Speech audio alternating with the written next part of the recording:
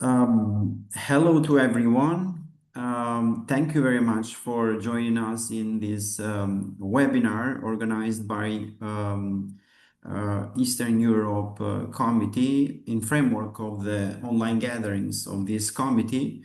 We today have two honored presenters, Eva Lebedeva and Svetlana Kopylova, if I'm right on pronunciating your names, who will present innovative approaches to building capacities of rural residents for community-based and agritourism development. Some examples from Eastern Europe. First, before we start discussing and presentation, let me share the simple agenda we have for today. As you can see on the screen, I guess, this is another, as I was saying, another online gathering of this committee. First, I'm going to just moderate this webinar. And of course, I will give the floor to Valeria Klitsunova, who will, let's say, co-moderate this webinar, and I want to express my deepest appreciation for contributing and organizing this specific webinar through her colleagues.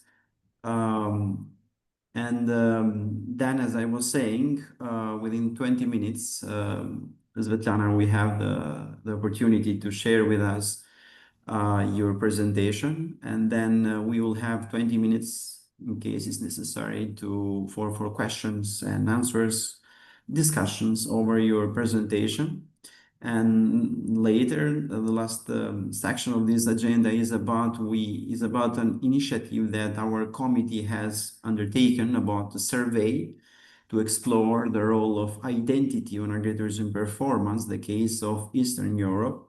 Just a general introduction for the others who are not, let's say, involved in this one. This is a survey with aiming to create kind of general description about agritourism in Eastern Europe and what elements represent their own identity based on respective countries. But we want to compile a report and then present by respective representatives of this country, part of our Eastern Europe Committee, in next agritourism conference who will take in June next year. And of course, we want to go a step further, and why not writing down a scientific paper based on this cross-country data. I would say it's a very important opportunity, this group, our committee, to do so.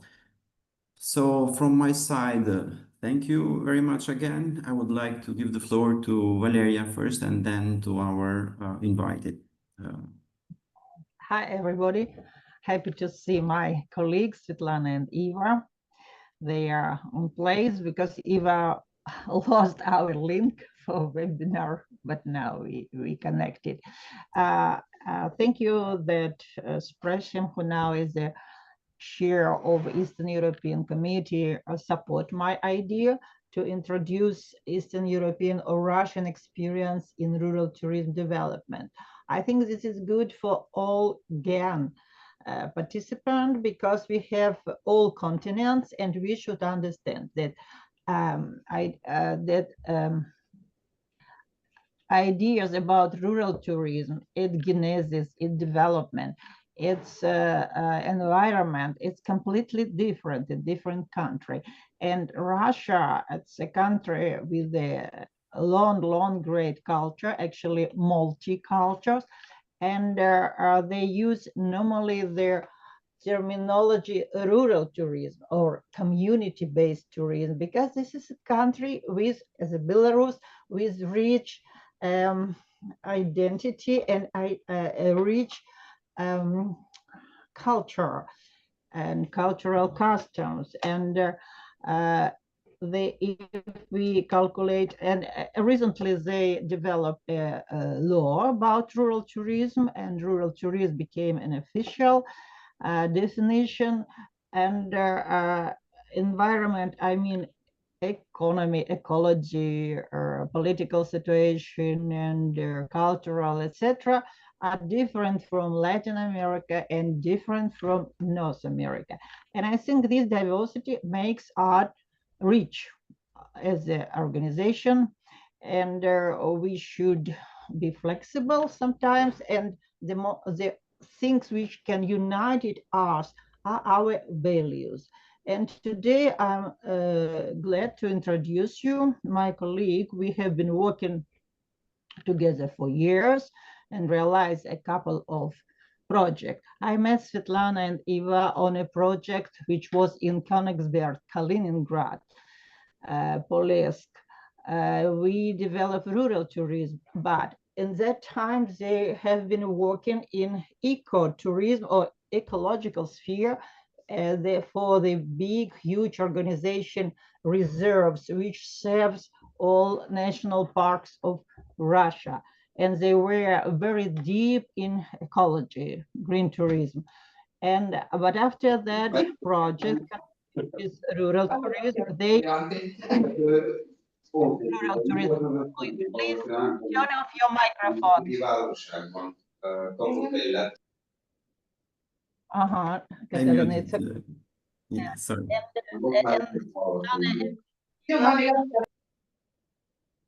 Switch to rural tourism, and they have capacity in ecotourism and rural tourism, and which make them very interesting. And they have a lot of projects all over Russia. I asked them to put everything on the map, just you understood how huge is Russia and how great are these girls, because they realize so many initiatives and support. And now Svetlana in France, Eva, I don't know, Turkey or Germany, but they're still connected with their country. But Svetlana works for national parks again and came to ecotourism. But she works for local communities who want to develop community-based tourism, agritourism, whatever, on or near nature protected area. So it's interesting. It's wider view on our topic, and I'm happy that these two girls are with us.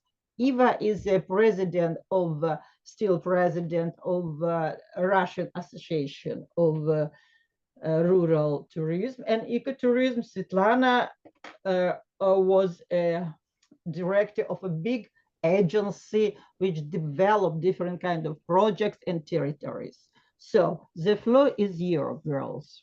Sveta will be, how do you want to share? I don't know. Eva, will you say a few words, or Svetlana, Yes, how? yes, I'm first. Hello, dear colleagues. Hi, everyone. First of all, I want to say thank you for the invitation us to speak today.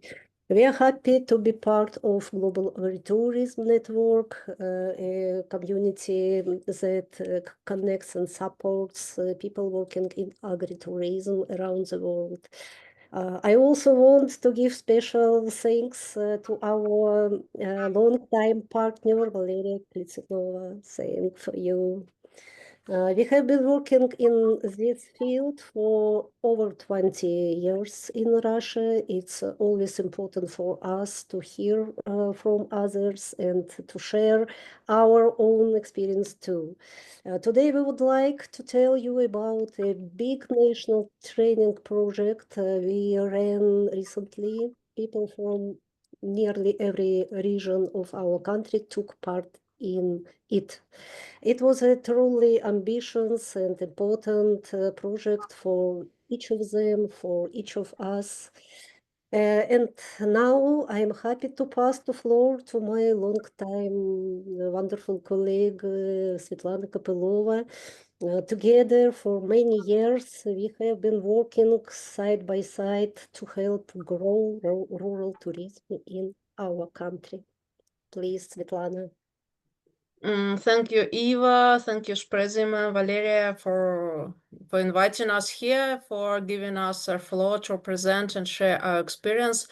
Yeah, we've been working, as my colleague said, for more than 20 years now in the topic of all this rural agri community-based ecotourism development. We consider it all together, and we don't separate one from another, because in our context it comes together, and the visitors, so they are looking for complex experience normally. So we are sure that our experience can really be useful not only in Russia, not only in our part of the world, but globally, because many things are really in common.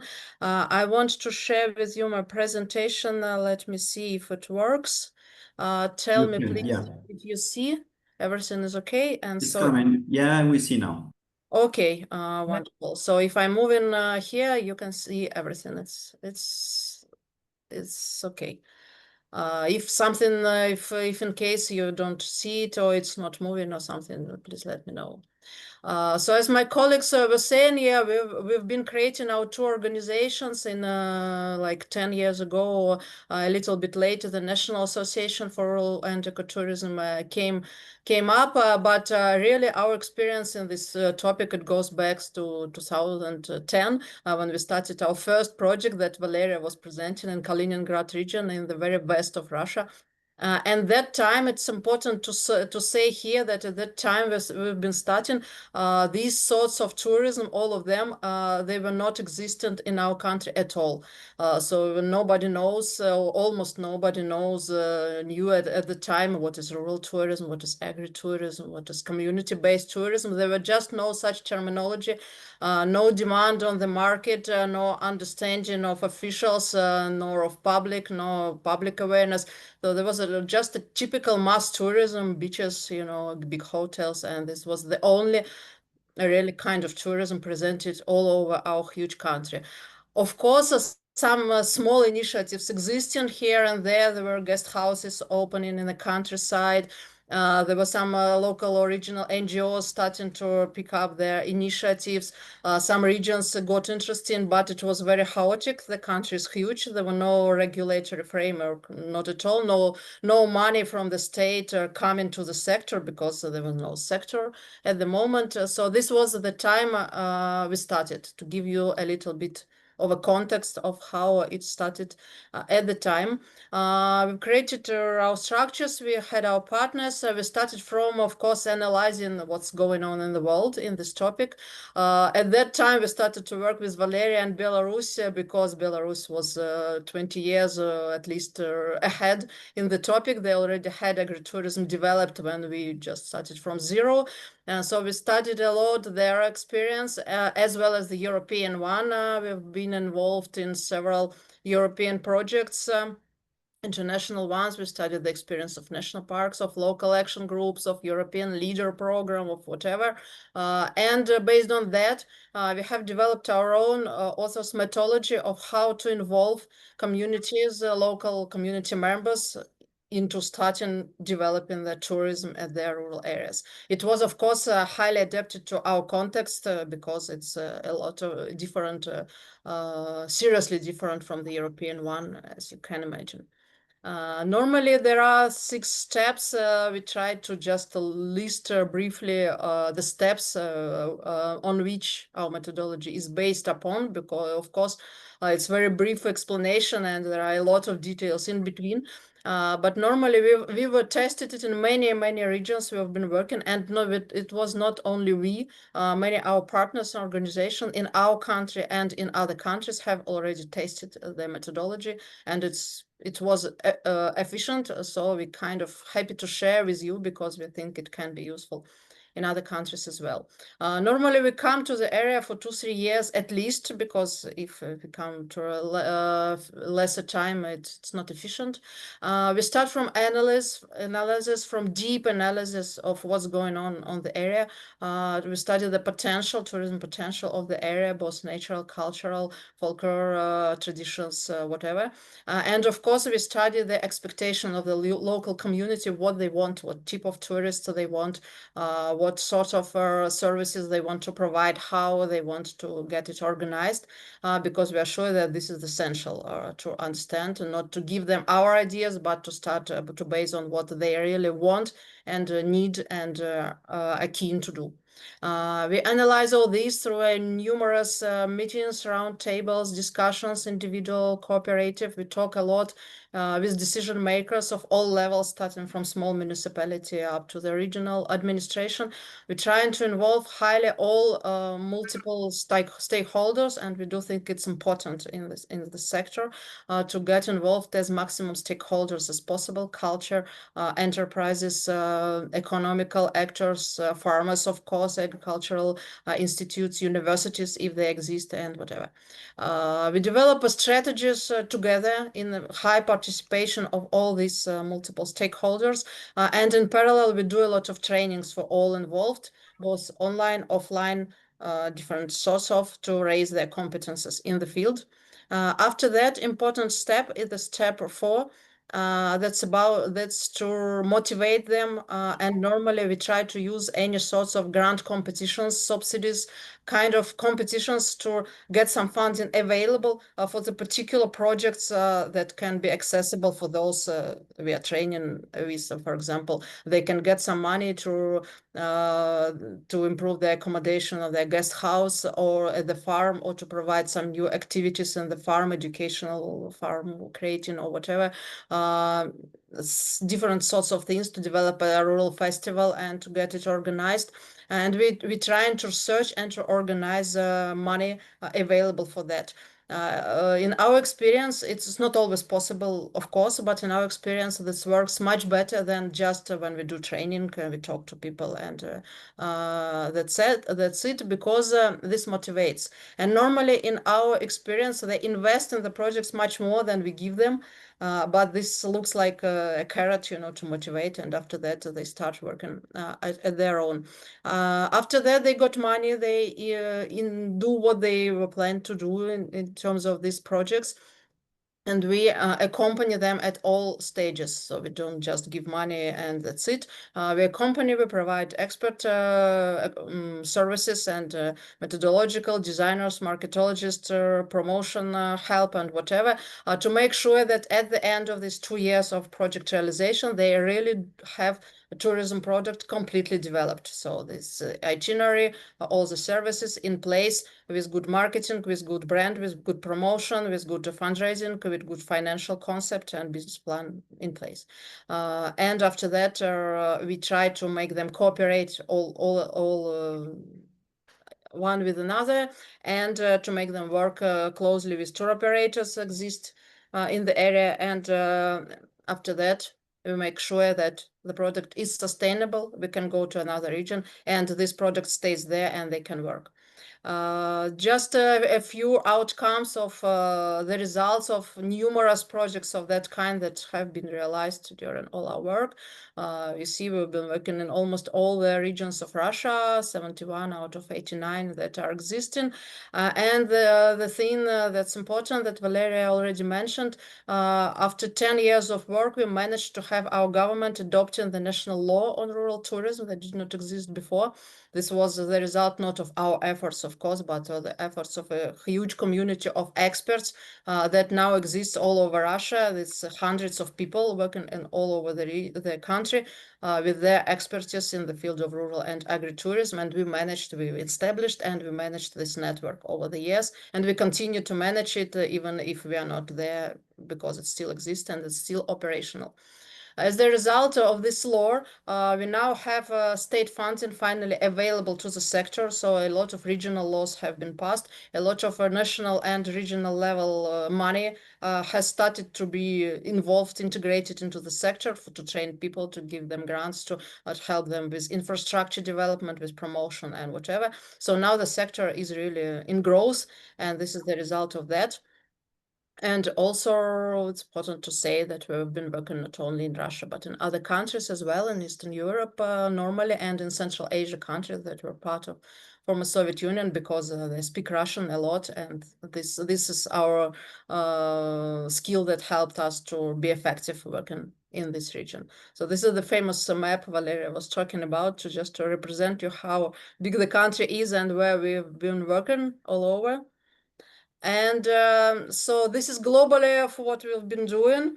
And particularly, I guess I don't have not much time left, but I want to share you just one of our projects that was quite efficient and I think was sharing with the international community. This was the European sponsored project, part of European project to develop accelerator for involving local community members into tourism. That was realized in a partnership during these years that you see in the slide with about almost 300 participants all over the country. They were organized in small teams, and we had more than 1,000 teams participating in the accelerator. Each team, this was our intention. We asked them to be united from the beginning to a small team of five people at least in the area to represent different sectors. Because again, I repeat, it's important to engage different sectors into the process from the beginning and up to the end. So it was obligatory, it was representatives of authorities, it was NGOs, it was entrepreneurs, guest house owners or farmers or whoever who really did the services, and some other structures if they were available, to make sure they will work together all over the project. They organized like that, and they participated in accelerator that was in place during almost 2 years. So it was a really long and comprehensive capacity building program. The first year, it was more of a theoretical training. It included online part and offline part. So online course we developed a special internet platform that I will share you the address later, where we structured all the knowledge available for us, at least in the topic, in a way to start from the beginning up to the end. So if the team in the area knows nothing about this sort of tourism, but it has an intention to develop, we start from the beginning. We explain them what it is. We talked a lot about best practices, and it was not only Russian best practices, but European one, a lot of examples of how protected areas organize tourism, how community groups organize tourism, how farmers organize tourism, and so on and so far. After that, we teach them how to get together, to cooperate, and to develop strategy. After that, of course, there were more practical sessions of how to exactly develop the tourism product, what to include, what are the needs and expectations of target groups, how we calculate the prices, how we do marketing, how we do promotion, how we communicate, where we get tourists. So financial aspects, legal aspects, of course, regulatory issues that there are a lot of different things they need to know to be legally okay with all the authorities who control the area, and there are a lot of them in our country at least. So all of this was structured in a form of online course, presented in the platform, and they used it to learn, to pass from one topic to another. It's still available free of charge online on the website that you see here. But I need to apologize that everything is just in Russian for the moment. This is a problem, of course, for you, I understand, but because our audience, they speak only Russian all over the country. So in our context, it was the only language really operational. But now we are thinking over the possibilities to translate, not everything, of course, but some of the materials into English, because we are really sure that a lot of them really are universal. We don't talk about legal issues that are different in each context, but many universal issues are there. They are in place. They are well structured. So we are thinking of translating them to make them accessible for international community, because it will be a pity not to share the result of huge work that was done with the participation of a lot of experts. So it's organized this is just a pictures to show you, even sorry that it's in Russian, but to see you, to make you see how it's organized. So this each session, it's consists of webinar, of case studies, of practical discussions, and of the places to like a test to self-control to discuss issues. So it's not just a webinar by webinar, but a comprehensive course structured. After that, also what we did, we've published a lot of printed materials, best practice guidelines to give more value, more detailed information to add to this online course. Of course, again, sorry, they're all in Russian, but they're all available in the internet as well. Some examples to give you the idea of the topics that were covered, and normally there are more than 20 of them, I guess. That we issued during all our years of work. So this was online part. People got through it during about 6 months, I guess. After that, there was an offline part of capacity building. In our case, in our topic, I think it's very, very important. Even if we are now very well with online technologies, this is a topic, of course, where you need to visit the sites, to talk face-to-face to people, to farmers, to guest house owners, to see how it works. So we organized quite a many of study tours and offline seminars, and there are very interesting sites and regions now in Russia where different complex experiences available and where it's worth visiting for several days of study tour. Not now, unfortunately, but we do hope that the time will arrive when we will be able to invite you to see a bit later. Now you can see the photos to just have a little bit of an idea of how it was. There were a lot of offline courses with deep training, with developing practical issues. And this was the end of the theoretical part, but not the end of the work, just the beginning. Because after that, we during one another year or even a year and a half, the participants of Accelerator, they got through the practical part. And the practical part consisted of the idea that using all the experience that they've been learning, they do develop the real tourist products up to the end in their place. They were accompanied by mentors who came to visit them, who came to the site. We did not do it, of course, with all the 3,000 participants that we had, but we did select 40 teams all over the country based on the competition. They did prepare the proposals. The jury selected 40 teams, and these 40 teams, they got accompaniment of these mentors who came to visit, who saw the sites, and after that continued to work with them in distance for several months. And they did develop comprehensive tours, calculated everything, thought about marketing, promotions, and whatever, and who participated in the tours. And it was several days tours, normally 4-7 days, and it included complex experience. So visit to the farms, visit to guest houses, visit to ecological trips like hiking, cycling, horse riding, whatever, folklore, cultural experience to get to know the traditions. So we tried to really give their future visitors their full experience of knowing the area and its communities.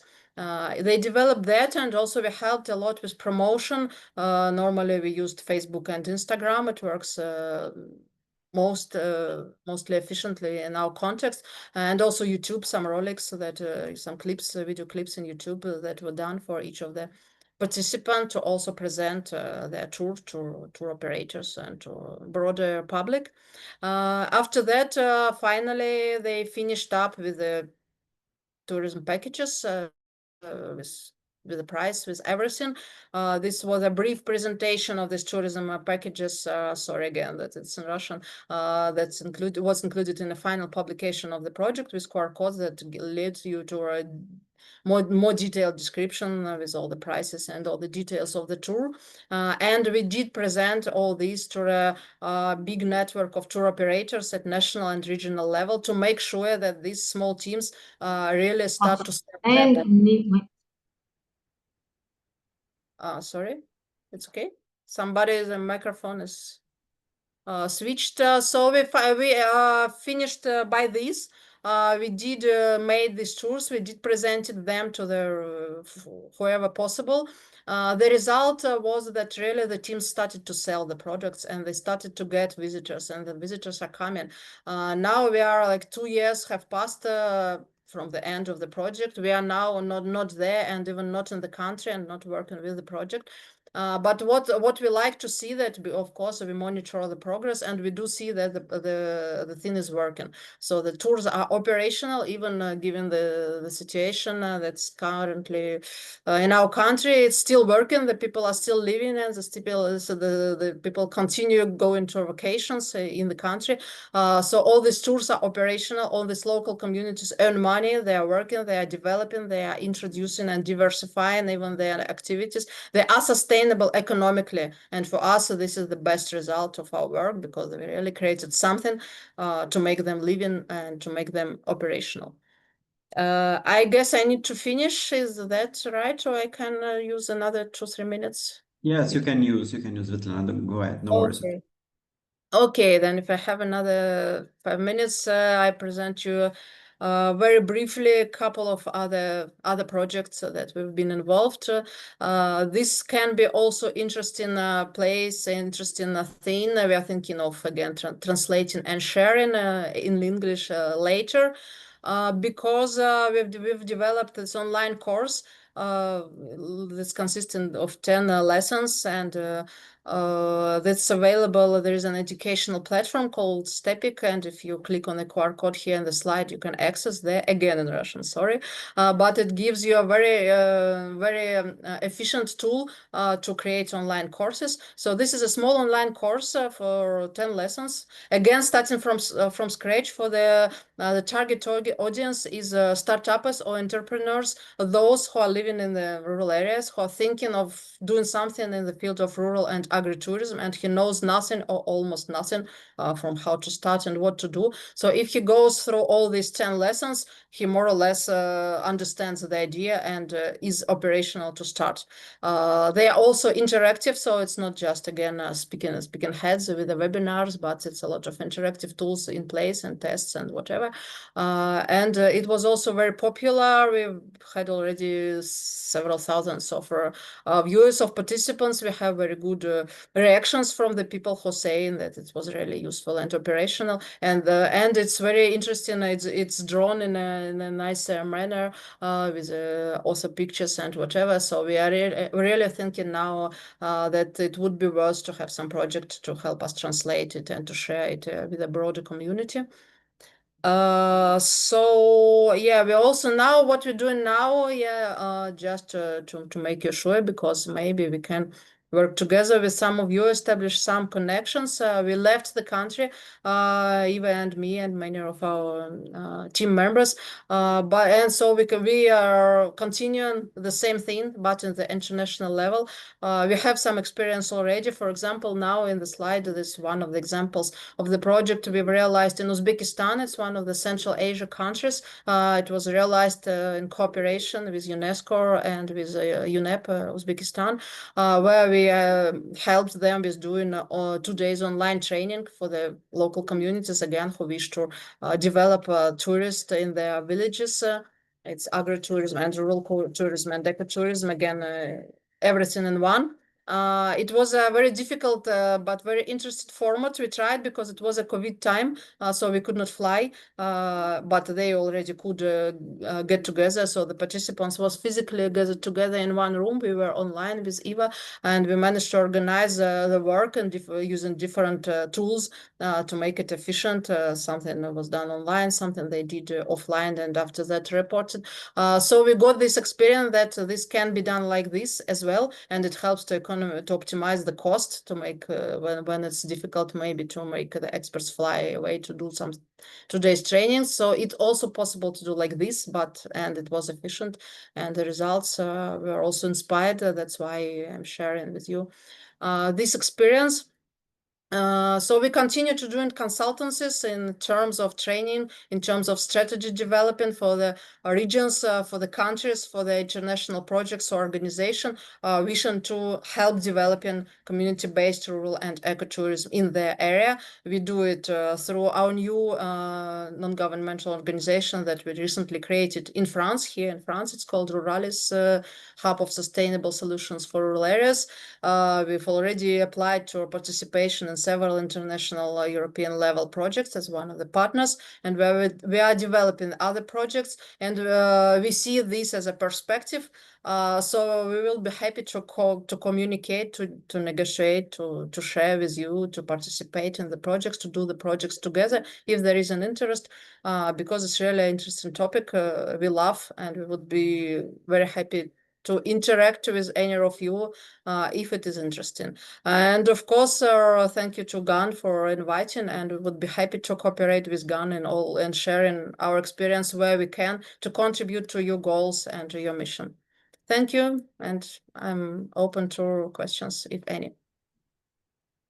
Thank you very much, Svetlana. And of course, thank you very much to Eva as well for this vibrant and dynamic, full of innovative ideas and sustainable outcomes I have seen in your very diverse initiatives you have undertaken and successfully managed all of them.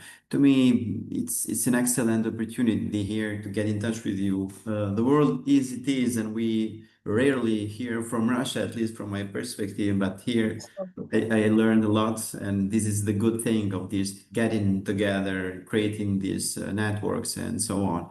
Honestly, much appreciated, and thank you again for your very, very insightful inputs you put it in our webinar here. So as Svetlana said, everybody who has any comment or question, who wants to intervene, I don't know, whatever it is, you are welcome.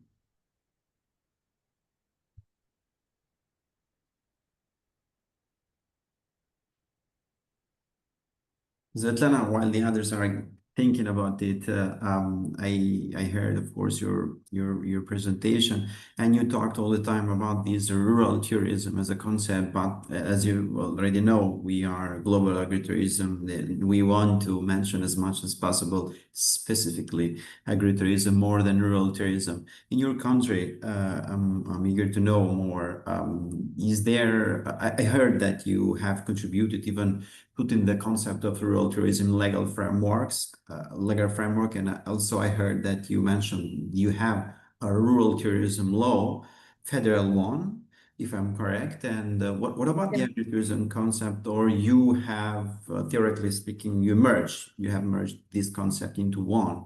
You use interchangeably, let's say, rural tourism and agritourism. Yeah, in our country, they are speaking also about agritourism now. In our concept, we consider agritourism as a part of rural tourism, as an important part of agritourism. But this is the activities that happens with the farmers, with participation of the farmers. So everywhere we do include it, and also in this national law and in all the documents that exist, agritourism is mentioned as one of the important parts and pillars of rural tourism. But normally what Valeria said in the beginning, in the national law, we normally use the term rural tourism as more broad because there was nothing, so agritourism as an important component. What's important to say is that this component is developing quickly now. We have the Ministry of Agriculture involved. It's their field of interest normally, and they have developed after we had this national law, they have developed several regulatory framework as a part of their field to support directly, specifically agritourism component of rural tourism. So for farmers now in Russia, they have access to some state program of grants, of subsidies, of trainings that's done by the ministry and by its representatives in the regions. So they do have several support activities in terms of trainings and in terms of funding and in terms of promotion. Also, for example, they are creating internet sites, internet platforms to where people, and it's quite good, I would say, not all, but a lot of proposals of farmers in the agritourism field exactly is available. Each farmer can contribute there, describing what he proposes, and there is an interactive platform with a map and with all this database where tourists can access, and they can select where they want to go, and they can contact directly the farmer. This was done with the help of Russian Agricultural Bank and the Russian Agricultural Ministry. So there are these things that are in place already. during this last 4-5 years. It has appeared quite rapidly, and it's evolving. Also, it's important to say that in our case, we have always this contradiction between two ministries, ministry that's responsible for tourism. In our case, it's economic ministry and Ministry of Agriculture. And so normally Ministry of Agriculture cares only about agritourism, and the Ministry of Economy cares about all other things, but not about agricultural field, because there is another ministry in place. It's a competence and concurrence in between. We've been working a lot to help them sit together in one table to discuss the issue, because of course it can be developed only like this. And now more or less it's becoming I could not say that already it's perfect, not at all, but more or less they have started to discuss the issues. And the Ministry of Agriculture has, in our context, more power and more money and more resources than this other agency. So this agritourism component is now even developing quicker than the other segments of rural tourism. They have more subsidies, more trainings, just because the ministry is more rich and more powerful in our context at the time. But we were trying to make them work together, and more or less it's becoming to a race, I would say. I fully understand, because I have heard another country case that is happening, this competition more than complementing each other too. Yeah. These days about the agritourism. But the reason why I make that question is because from how we understand the concept, then we compile these national schemes. You mentioned the grant scheme in your presentation. I mean, based on your initiative, but more than just the grant scheme and supported by capacity building, I would like to hear a bit more about the accelerated, because it's a very innovative idea. Even at least in my country, we are eager to know more and to apply such good models, initiatives that might accelerate, after all, the agritourism development in our country. It's not an easy one to create, accelerate, but the question is, yours was hybrid, on the site, online or combined, and where it took place? I mean, who was the main stakeholder who managed? You as a project, or a university, or a business, private one? I don't know. I mean, a bit a perspective in policy making, managing, and so on, because here we have representative from at least my country's Ministry of Agriculture, and the others, of course, are eager to know a bit more on this very innovative idea. Yeah, Accelerated was managed by our two non-governmental organizations that we do represent with EVA. So my organization, Agency of Rural Community Development, and our National Association of Rural and Ecotourism, that's represented by EVA. They were the main partners. We did apply to European grant, just as anyone can apply to. There were at that time, Russia was eligible to some of the grant competitions, because it was in 2020, I guess. So we did apply as two NGOs, and we also had European partners in our consortium, because it was an obligatory condition for participation. But it was an initiative of several NGOs, if you like, who applied to the competition, who won the grant. It was a grant of 600,000 euro, something like that, because of course with our co-funding, but almost 90% was a grant of the European Union. At the time it was possible. It was a condition of the competition. So we did it by ourselves, using the money available in the future, I mean, mostly of the grant. Yes, but we did involve all the ministers and all the officials that we could at the moment. So as we started cooperation with both Russian Tourism Agency and Russian Ministry of Agriculture, and all the issues that we did, we highly involved them. We asked them to participate, so they kind of issued their participation. But the initiative was ours at the time, because when we started, again, at that time, we did not have even this law in place. So the ministers they did not have a responsibilities to really get engaged. But during these several years of the project, due to the project as well, and to the law, and to all other efforts that were made in parallel, these ministers became, of course, more engaged. And now there is the official state decision to support the sector has arrived during these 2-3 years. And now we are not there. Yeah, the project has finished. Our organization don't do it anymore. But what I said, and what I like in the idea, that the ministers they took the role of really governing the sector, because of course not all initiatives and not all ideas that we had and we wanted and we discussed with experts are in place. That's not like that. Of course they do what they consider important, given their priorities and their other issues in place, but what's good that they have started to get involved, and there is some state programs already now. They do exist, and in our case, as this appeared at the national level, where the organization of the country is highly hierarchical in Russia, so it came down to the regional level. So the regional agencies responsible for agriculture and for tourism, both of them, also were instructed to develop the sector in their specific region. Although they issued the regional laws or regional regulatory framework, they made funding available, not all regions, of course, but many, and they have started some programs of capacity building, of accelerator, of pushing the sector in their regional level. It's not everywhere. In some regions, it's really effective, in many, not at all, but at least it has started and the process is going. Now we are at this stage. Expressing few words is you interested in accelerator. There is one country with a great experience in agritourism accelerators. This is Israel, at least 14, and they did a great job. Also, we had one and open, but then we couldn't manage it because it should be commercial.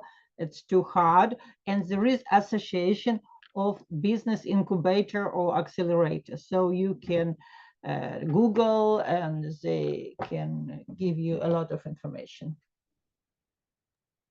Okay, thank you very much. Just to make even a bit more interactive and no more in depth, because the idea, honestly, are very innovative one and helpful for the sector we are trying to represent and contribute after all. So in case if anybody else has any comment or questions, please go ahead.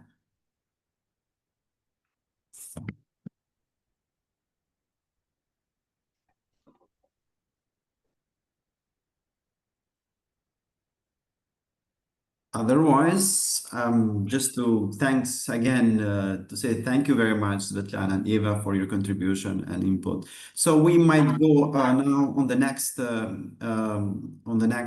session of the agenda. I guess I have shared already on the screen. Our committee have since from I guess 2 months, 1 month and a half maybe, discussed the opportunity to come together and work on specific things which is about to make a survey. Through this survey we want 2 things to achieve. First one, we want to gather data from all those countries, member of Eastern Europe Committee. But I see today we have other countries that are not just part of our committee, which I, generally speaking, I might say everybody else is welcome who want to join us. And to gather this data, and then to have this cross-country data for benchmarking, comparison, and so on. And then to compile a report and present for next year conference of Global Agritourism Network, which, as I said, will take place in Scotland in June. Another thing that we want to achieve through this database we want to create is to think about publication. It doesn't matter the typology, but might be a scientific paper or not. It's not very important. Might be a conference or journal. It doesn't matter. But we want to give, let's say, space and shape and so on to the agritourism that is very diverse and has this diversity comes into place thanks to the identity each country has. So as you can see, the topic we want to examine for the report matter and scientific publication, generally speaking, is about the role of identity on agritourism performance. I have been kind of doing a preliminary elaboration of what does it mean, identity in general, representing resources of a location or an agritourism now. And of course, we could discuss on it even because this is a process. This is one of the steps we want to undertake. This is the instrument we are going to use. The questionnaire you are seeing is is the instrument we want to use for gathering the data. The topic is that one. We might change it during the process we are gathering the data. Doesn't matter. After all, we're next, maybe on the autumn, we are going to have an agreement what specifically we are going to investigate. Through the data we are going to gather, all of us in our respective countries. Five section has the questionnaire. First one is just simple because I had a feedback from Valeria about the questionnaire. Now the questionnaire, Valeria, is about to have to exploit the opportunity to have some data that we cannot have in another way. So we need data about the owner of the entity first, which are these data here. Education, age, and so on. And then second section deals with about the business, the agritourism, which is our target group. The name of the agritourism, land surface, location, number of employment, and some kind of products they are growing in their own farm, and so on. We want to exploit the opportunity that Google Form give us to be as simple as possible, because if we do a questionnaire, very long one, we are going to bother people that we are to whom we are going to send the link. So as we can understand, this will be an online survey data gathering, because we are going to send just the link to the enterprises you have connection with. In my case, I will do my job. The others who wants to get involved in this process is welcome and do in his respective countries. I'm not going in detail because I'm going to share the link in the message of the Zoom, and then you can have enough time to see and then propose any question you might see as reasonable to add on the questionnaire, or to delete any question because what is irrelevant maybe. So the third section is about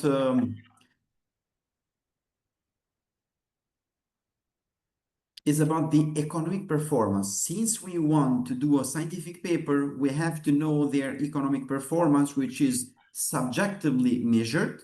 These questions here are already elaborated as questions because I have used them in previous scientific, already published paper. It's not my work, it's, let's say, referred to other scholars. And as well, I've tried, if we will have the chance to have the objective measuring of the performance in terms of figures. I mean, one of them we might exploit later for the sake of the doing this correlation or scientific investigation of the identity role on performance in terms of turnover, or subjectively measured here through these questions. Fourth section is about the identity. Of course, I have done a very preliminary elaboration on my own, what the identity it means, but of course here you might contribute on your perspective, counter perspective, what the identity means. But we have to be careful because we have to stay, we have to refer somewhere where we take this definition of identity, mostly in scientific papers. I would strongly suggest, since we want to publish a scientific paper, we have to be scientifically based on the concept we use. Of course, in your country perspective, always, because in my country might have certain in cuisine, in cultural heritage, and everything, and so on. Your country might have something else that we don't. So have a look on it, and then in case you have any comment or additional suggestion, you are more than welcome. First thing is, we want to know, just something that I forgot to mention, is that we are dealing with owner perspective, not the tourist perspective. In case you think it's reasonable, okay, but gathering data from tourists and owners, it's a very complicated for us since we are a lot of country involved.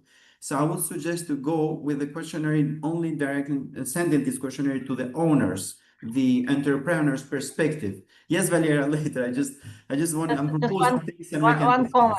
Yeah, because it was my proposition, not to ask tourists, but ask host, because he or she, they communicate with their tourists and they know the owner. if it's impossible, owner, yeah, if Yeah, it's okay. important for tourists or not. Because in our country, it is important for tourists, especially for foreigners. They want to feel new country. So you mean we question. we have to ask only the owners of the guest Yeah, houses? one question. What do they think? Oh, just Perfect, perfect. It's simpler for us. It's simpler for us as well to data gathering, which is a very complicated process one. We want to know how the owners understand the agritourism identity, what represent their agritourism or their own enterprise in terms of identity. They might say, my identity is lifestyle. The identity, the way they understand might be, I don't know, an old way of doing farming. I don't know, something related to cultural heritage, something related to a technique or a product. It doesn't matter. We want to give the space to them and to know how they perceive, because maybe later we might have a very interesting result. Is that agritourism that perform better are those that understand identity better? It might be a kind of question we are going to examine later, because it might be the case that those that haven't yet understand to go more in depth and have their own identity, they are performing worse. The others are performing better. So this is very nice things we might elaborate and present from our country perspective, respective countries, in the conference of agritourism. What elements does represent your agritourism entities? They have to list something.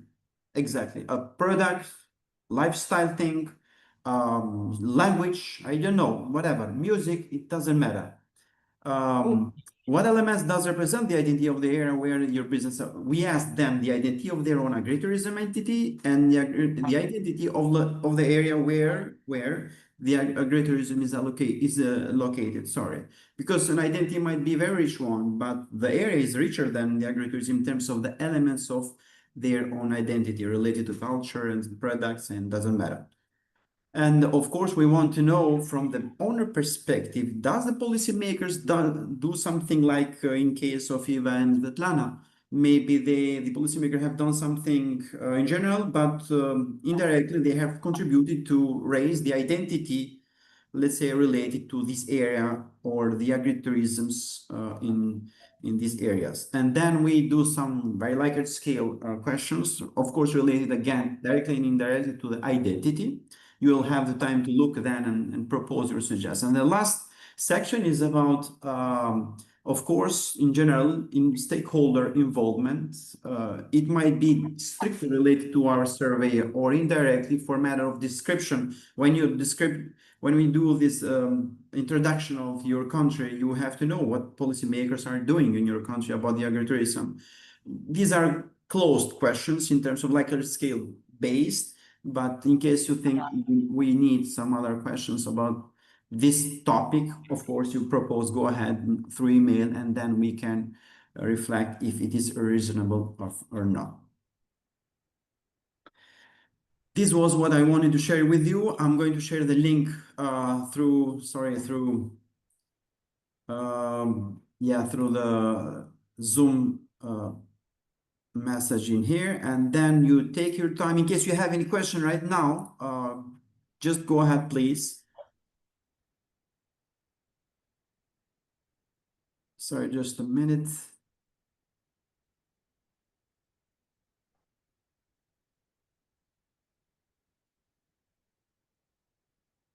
Yeah, just share, please. Go ahead, check it if it is okay, and take it, and then take your time. I know that we are a bit late, but I would like to mention that we have to or you have to send your feedback within July. I guess it's enough, or it might be much better to send your feedback within the June, because on September we have to start the data gathering, and within a month or 2 months maximum we have to have the database, and then starting working on data analysis and writing down the report, the respective one, and then maybe start working on scientific paper. We have to be ready, first of all, for the next conference, which will take place in June next year. So each one of us are interested to have a kind of something to present in this conference, and I'm eager to be there at least.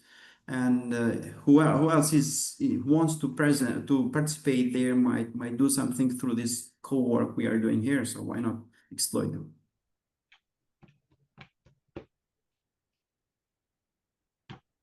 Do you receive the link, please, on message? If someone didn't, just go ahead and tell me.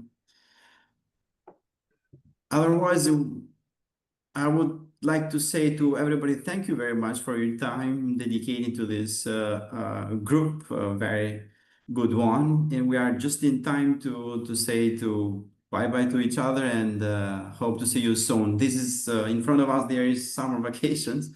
So I guess we are going to get together again in autumn after at least 2-3 months. Okay? Okay. Thank you very much again, and see you soon. Have a Thank nice you. summer. Bye-bye. Thank you for your Thank attention. you. Thank you. Thank you. Mm.